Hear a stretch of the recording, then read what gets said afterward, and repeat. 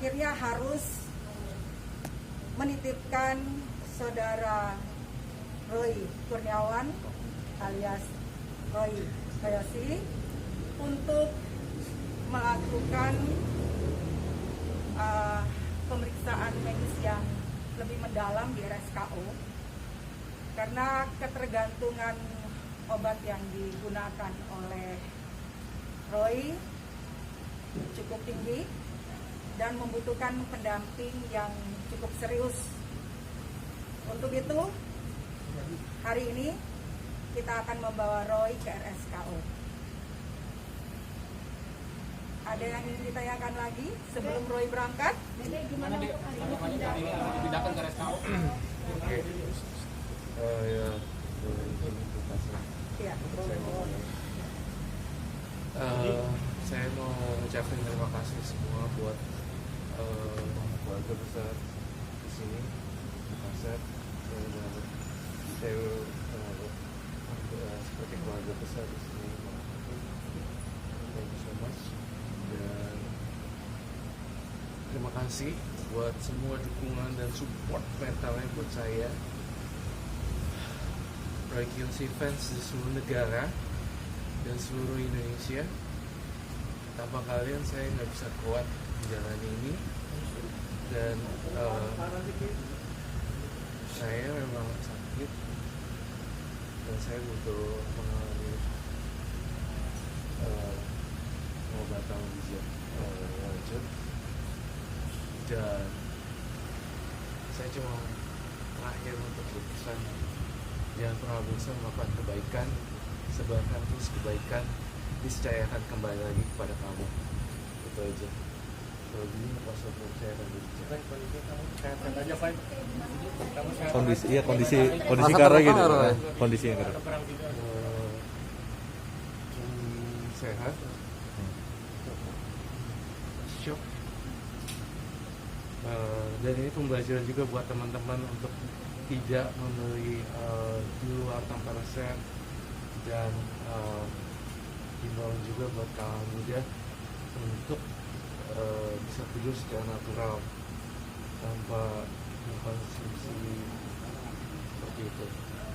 Berapa lama konsumsi obat itu kan? Ya, lawyer saya mau bicara aja ya. Oke. Lawyer ada yang mau disampaikan? Saya pikir kami kuasa hukum Roy mengucapkan terima kasih ya kepada Polres Jakarta Selatan, Sat Narkoba, Bukasat, Bukipik, ya, udah banyak sekali membantu Roy sehingga akhirnya direhab. Mudah-mudahan Roy cepat sembuh dari sakitnya, ya, itu yang kita harapkan.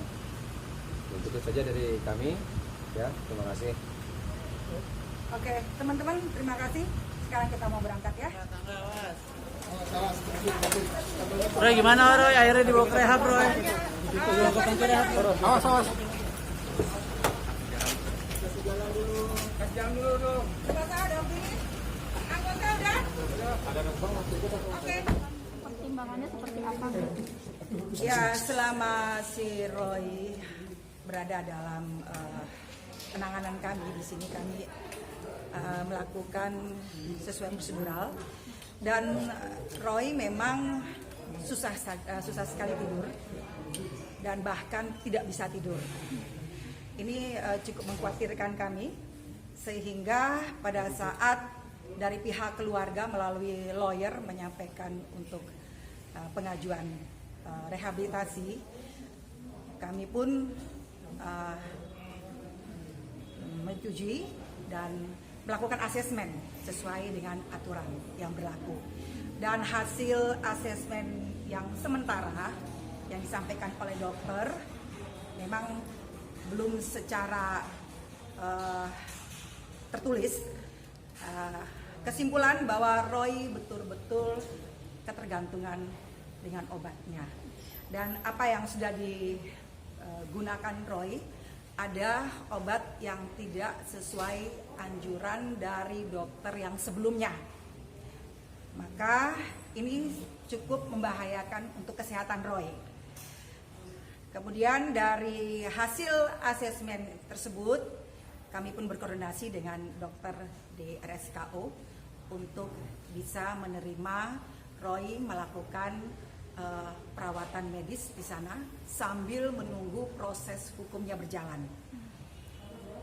Dan keadaan Roy selama di sini, dia terlihat secara wajar memang shock, secara wajar memang dia terpukul dan tidak menyangka bahwa ini terjadi pada dirinya, dan dia pun pelan-pelan menormalkan perasaan dan menormalkan mentalnya, mau menerima keadaan yang dia hadapi.